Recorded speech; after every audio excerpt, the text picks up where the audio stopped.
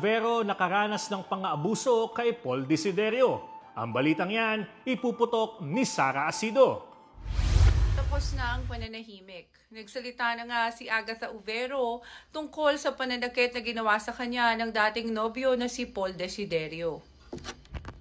Idinaan nga ng dating UAAP courtside reporter sa kanyang Twitter account ang pagkikwento patungkol sa nangyari.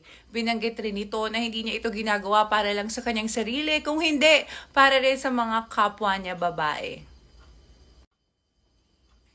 Eto nga yun. Binanggit rin dito ni Agatha na talagang nilunok niya ang kanyang pride para sa kanyang kaligtasan.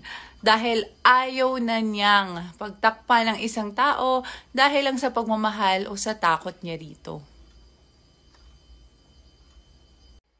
Ayon pa rito, kung sakasakaling araw na bumagsak ang career ni Paul, dahil raw to sa kanyang ginawa. Meron pa nga binanggit dito si Agatha na kung siya rin naman daw mas malaki ng di hama kay Paul, hindi niya gagawin na saktan ito.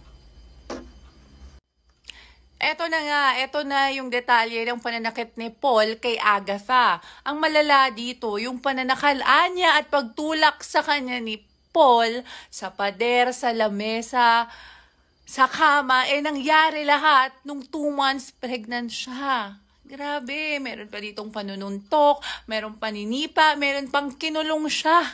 Bakit naman ganon? Parang basahin mo pa lang. Hindi mo na kaya. Grabe. At dahil nga doon sa pang-aabusong inabot niya sa dating nobyo, nagkaroon niya siya ng post-traumatic stress disorder. Ang hirap yung pinagdaanan niya. Buntis pa siya. Eto pa, nag-share pa nga si Agatha ng screenshot ng mensahe sa kanya ni Paul at sinabi rito ng Blackwater Bossing Guard na kung ako sa'yo, umalis ka na lang. Pag nalasing ako, baka may magawa pa ako sa'yo. Hindi ako okay, promise. Pero kahit di ka okay, hindi ka dapat ganyan. Hindi ka dapat nananakit. Sa lahat ng inihayag na yon ni Agatha, pinagdiinan niya na nagsasabi siya ng totoo at walang kasinungalingan lahat ng kanyang inilabas na detalye. Sa ngayon, tahimik pa nga ang kampo ni Paul Desiderio at wala pa silang inilalabas na statement patungkol nga rito sa pang-aabusong ginawa niya sa dating nobya. At sa'yo, Agatha, napakatapang mo. Napakatapang mo na nagsalita ka at tumindig para sa iyong sarili at para na rin sa iyong anak. Para sa Abante Unang Putok, ako si Sara Acido, tunay na tabloidista.